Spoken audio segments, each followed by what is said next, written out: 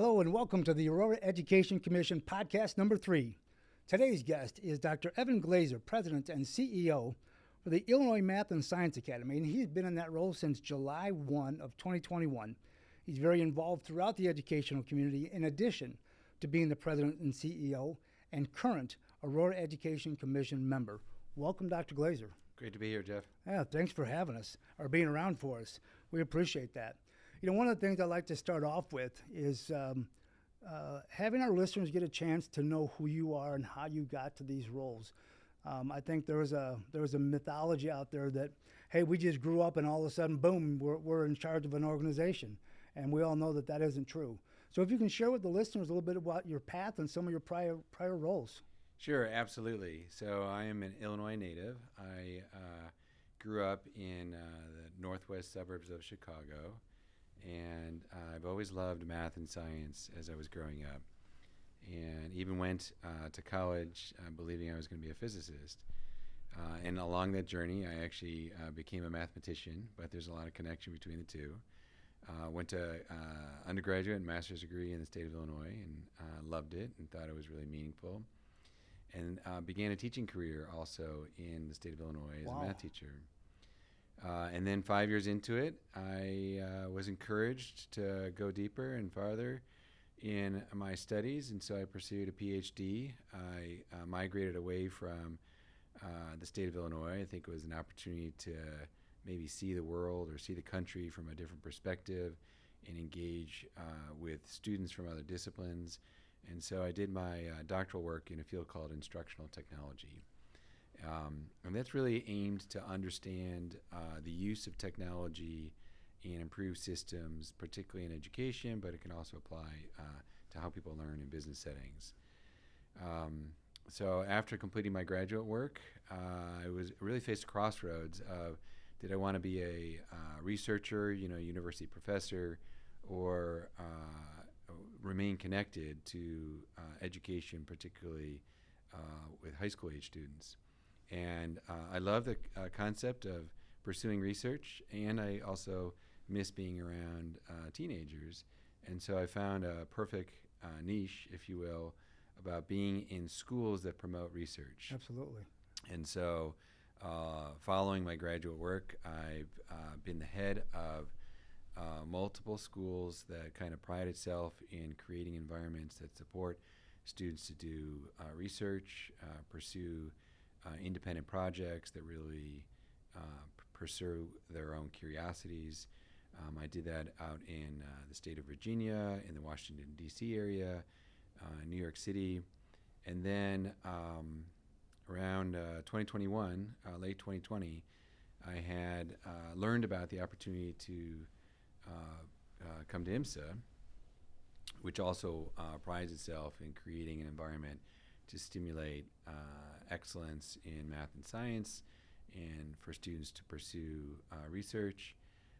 And I thought it was a wonderful way of coming home and raising my own children, my family, in the similar environment to what I grew up in, and also embracing a passion around being around high school age students pursuing research. So it's such a delight to be in Aurora, delight to be in the state of Illinois, serving the state of Illinois in this capacity. Well, we're glad you made your way back to us.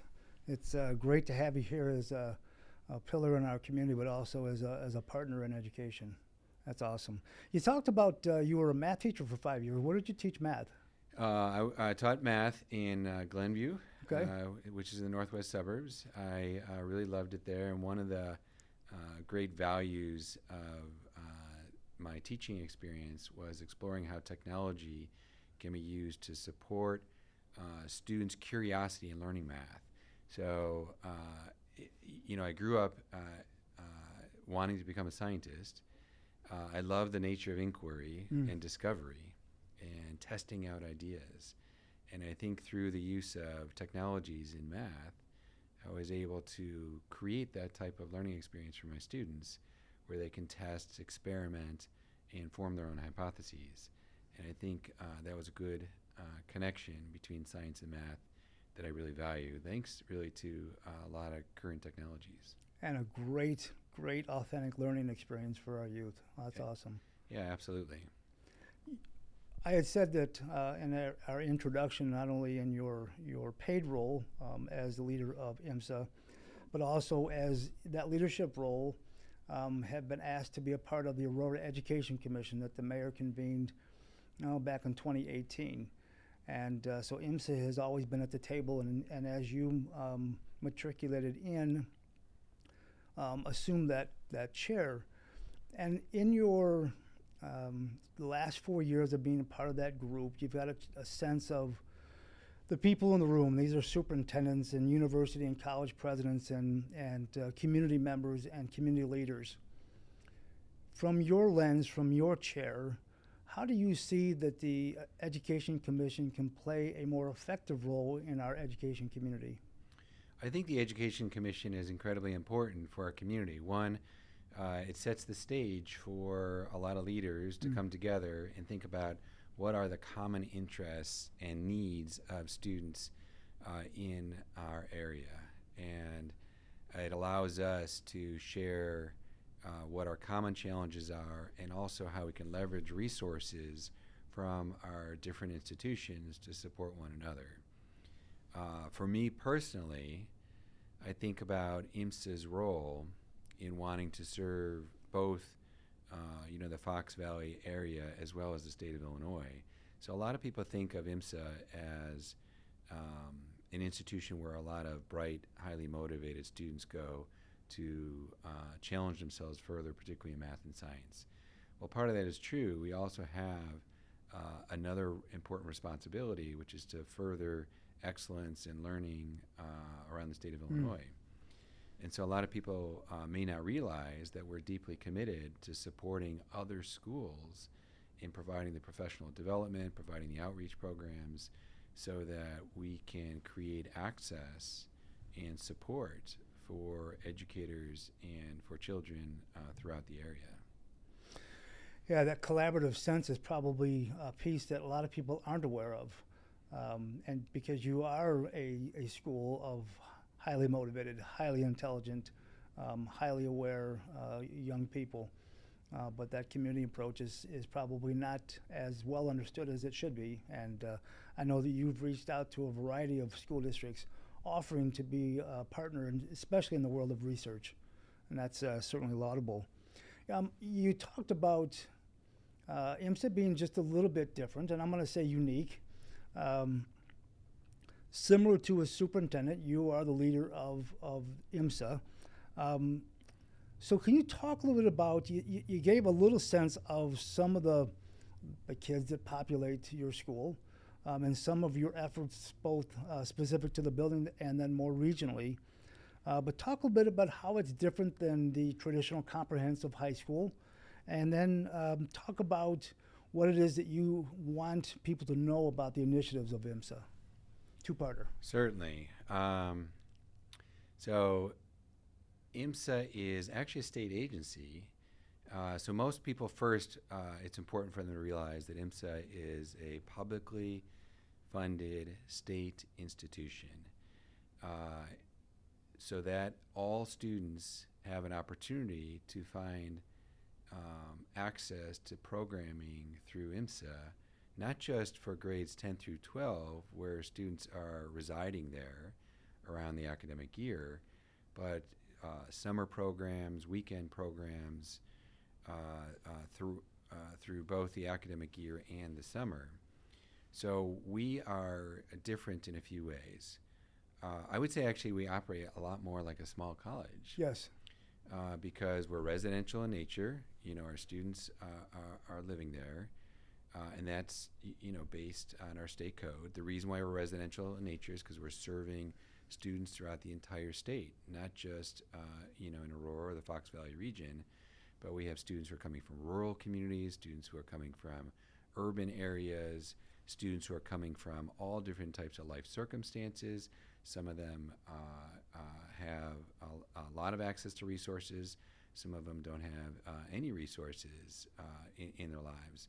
So one of the beautiful aspects about IMSA is the diversity of people from various identities and backgrounds and beliefs in such a way that we're creating a microcosm of the state of Illinois.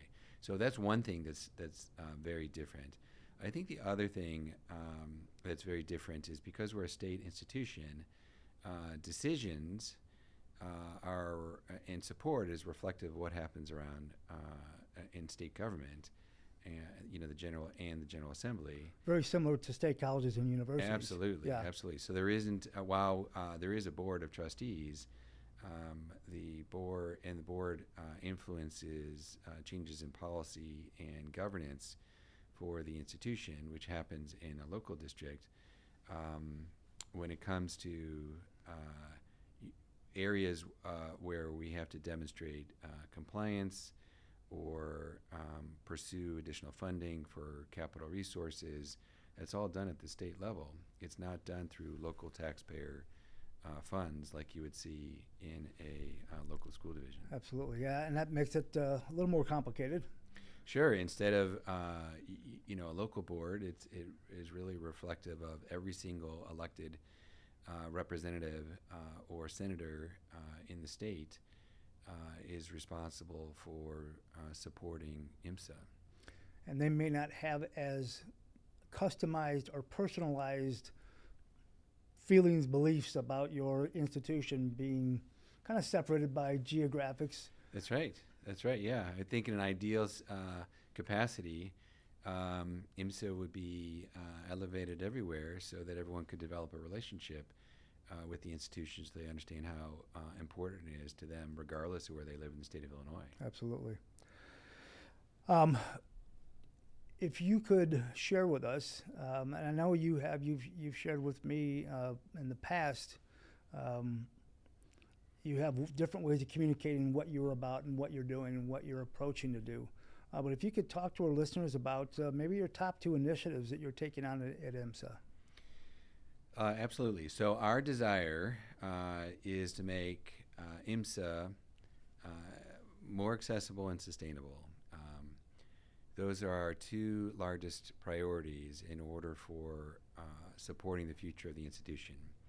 So by accessible, it means opening the doors so that other students can access IMSA programming in different ways. That could be, for example, offering a summer research experience. We have 3 of them this summer, making them freely available to students with financial need and affordable for other families.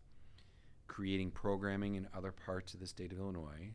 So we've opened doors in southern Illinois, in Carbondale. We've opened doors in Metro East near Belleville and Edwardsville in creating access to programs for students. And we've made programs available online.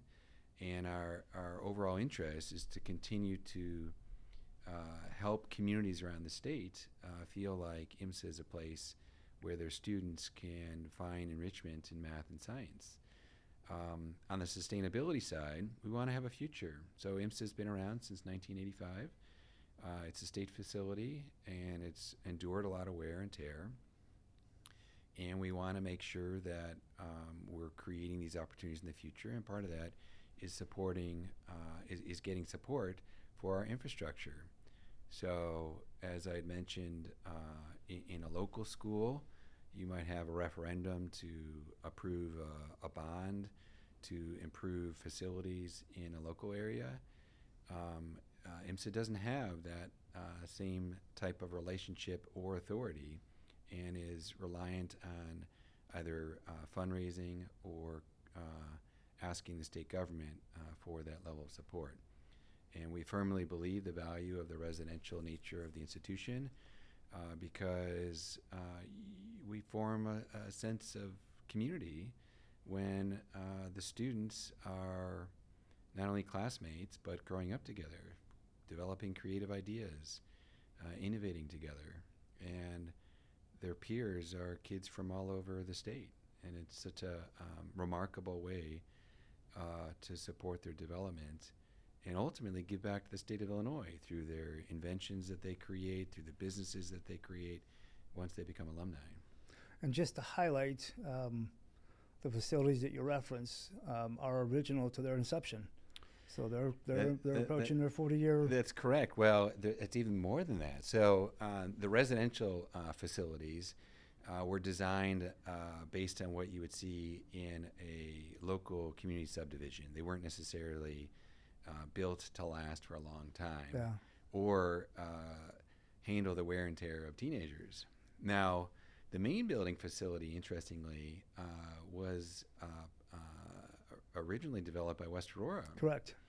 And when West Aurora expanded and didn't have need for that facility, the state of Illinois acquired it, and then IMSA was launched in 1985 under previously Governor Thompson, as well as Fermilab's director, Leon Letterman, as a way of providing access to students around the state and also connected to the research capabilities of Fermilab. So since its inception, it was an available site that could connect students to research experiences, and that still continues today. So when you talk about transitioning back to your initiative of sustainability and accessibility, how do you hope that philosophy, that those efforts impact your current students?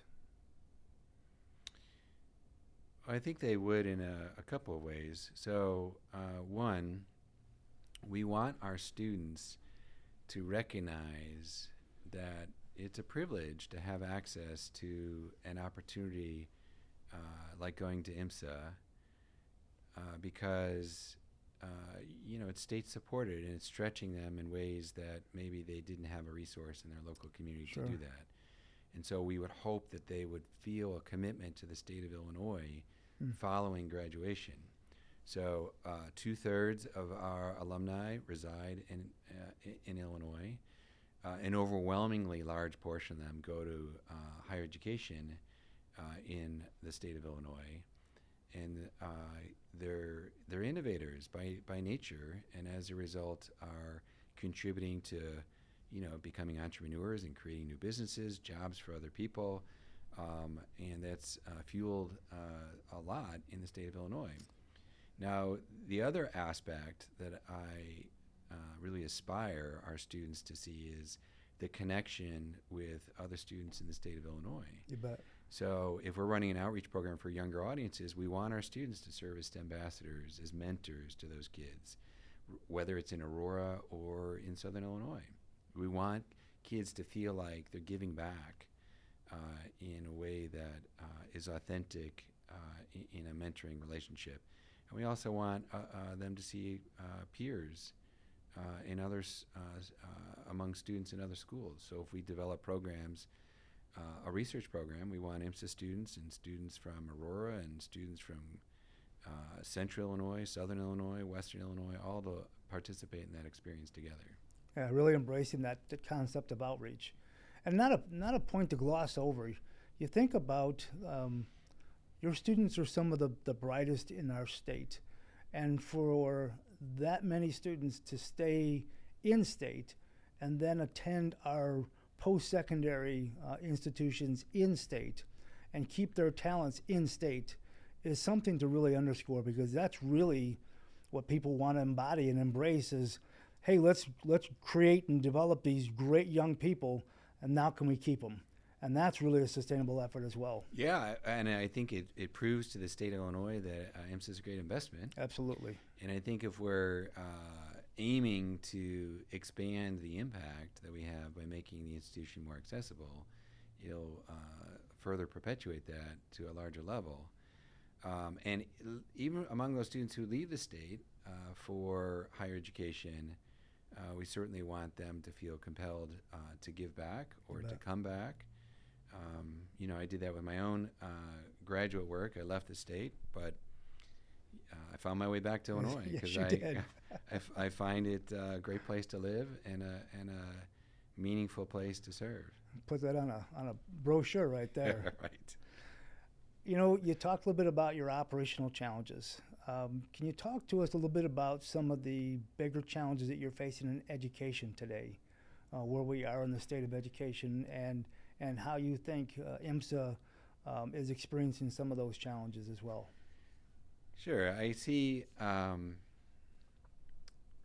IMSA has a value of and flexibility within its curriculum being in the higher education landscape to constantly redefine itself. And so that is a great value. I see a challenge is the challenges that our youth experience now are significantly different than like when we were going through high school, right? Absolutely. Our students are they're still kids. They're still adolescents. They encounter the impact of social media. Now, with social media, there's both strengths and limitations, where their friend groups are in multiple locations, right? They have kids, they have friends that are from their home communities, and they have friends at IMSA, and I think that increases the complexity of their social dynamics. I think our students are also, similar to students all over the state, confront mental health challenges, are constantly trying to evaluate how they fit in, and particularly in an environment that's so diverse as IMSA, they still confront wanting their identity to be accepted and wondering what they need to do to feel accepted. And to me, that's remarkable because they do so much already. And the anxiety and stress that can occur among teenagers as it reflects that sense of self-worth is evident. So for example, at IMSA, sometimes we talk about the term the imposter syndrome, and that is where in your own local school you may have been the most capable or the most advanced. And now, since it's a whole state institution and students are kind of pooled together, they start recognizing they're no longer the most advanced. Yes. Or while they were in middle school, they may have gotten straight A's, and now all of a sudden they're getting a C. And they start questioning, is this the right place for me? Do I fit in? Or their own self-worth. And we say, absolutely, you belong. We recognize that everyone has different life circumstances, and you're here because you've agreed to be challenged in a new way. And for some kids, it's being challenged intellectually. Some kids, it's being challenged socially. Some kids, it's being challenged emotionally, living independent, away from home. As a 15 and 16-year-old. That's correct. Yeah. And so the growth that occurs at IMSA goes far beyond the academics. And the challenges that kids endure are actually quite similar to challenges of kids all over. Yeah, and I'm glad you raised that because even though a great many of your students have a propensity for being academically excellent, as you just talked about, they're still kids. They still have those doubts. They have those dreams, those aspirations, those, how do I deal with failure? How do I deal with change and difference? And we forget sometimes, just because they're really super cerebrally gifted, that they still have all those other feelings that come along with it. And I think that's a high point for you to I'm glad you raised that. Yeah, and I think the biggest surprise for me in coming to the institution, because it's residential, is that while they bring their smarts, if you will, during the regular school day, outside the school day, they're still teenagers. Yes. They're still their authentic selves, and rather than going home and in a local community at home where they might do some unwieldy things that certainly can happen. Yes. Outside the school day in the residential environment. They're still teenagers. They still make mistakes. They still learn from their mistakes, and we love every part of them. It's a great reminder. Yeah. So now I'm going to ask you to think very succinctly. What are some things that you are most proud of Even if it was, a lot of times I ask the question, if you're going to put a banner outside your building of something you're most proud of, what would it say on that banner? For the institution or for me, for myself? One of each. I think, so for the institution, I would say I'm really proud that we're able to create access to opportunity for all of our students. And that's not easy because our students are coming from all different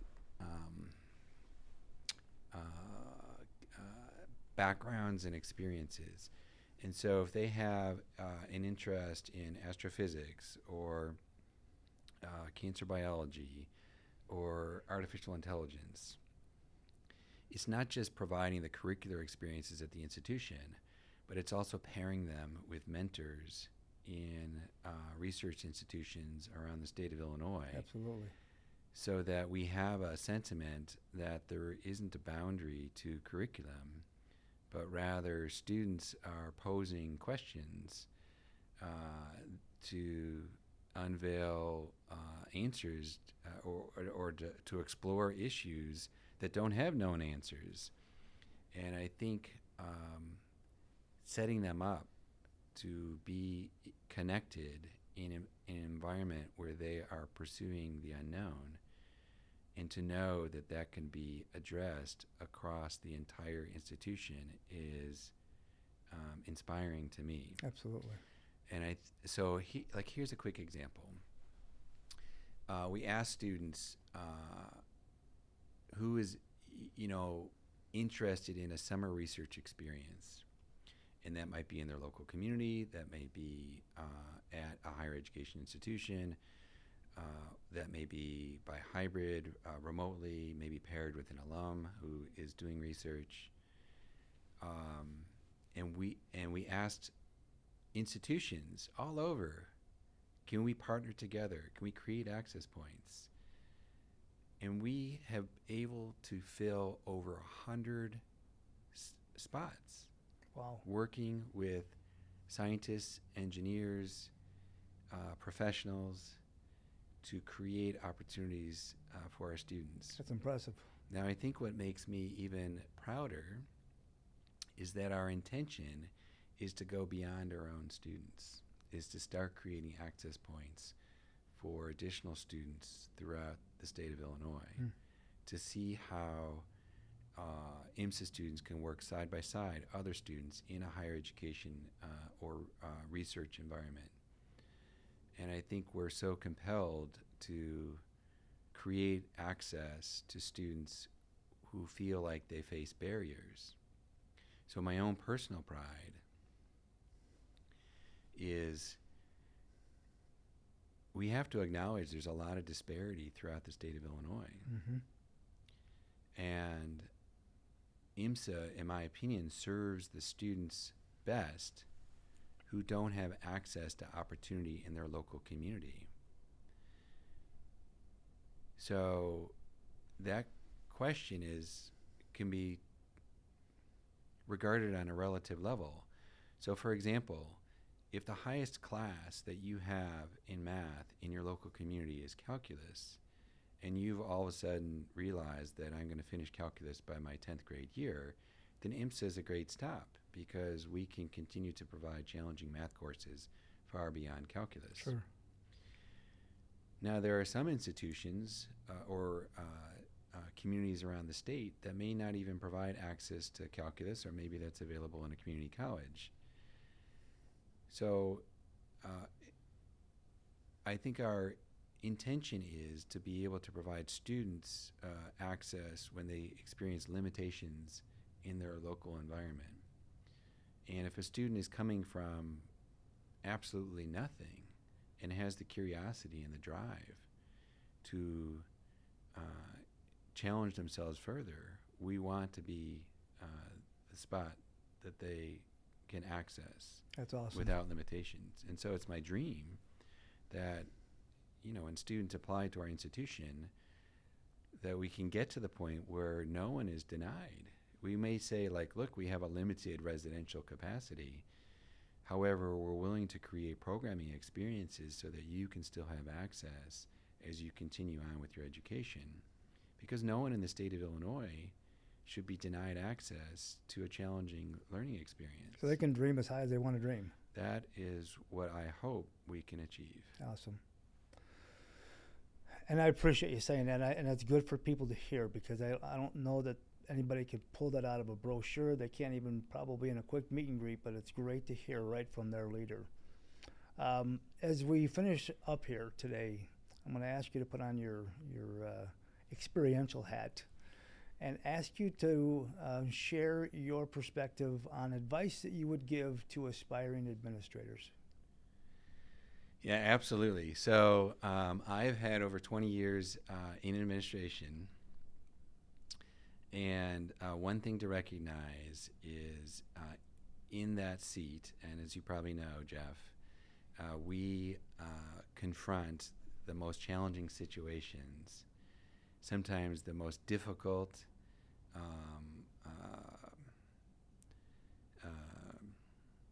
painful obstacles that a school can possibly face. We have to deal with the most unfortunate circumstances that occur among children. We have to protect them. We have to nurture and support the colleagues who serve our students. So there's no question, it's really hard work. Yes.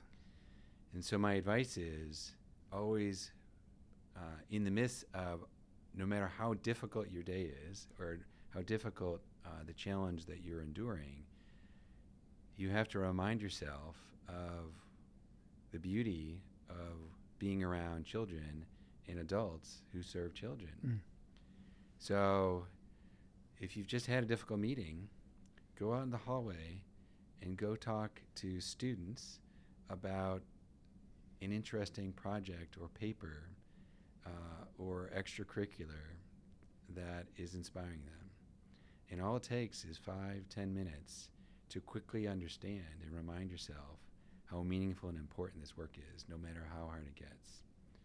And I firmly believe that no matter what role you have, whether it is a teacher, a support staff, administrator, we all have a commitment to improving and igniting and nurturing the lives of children. Absolutely.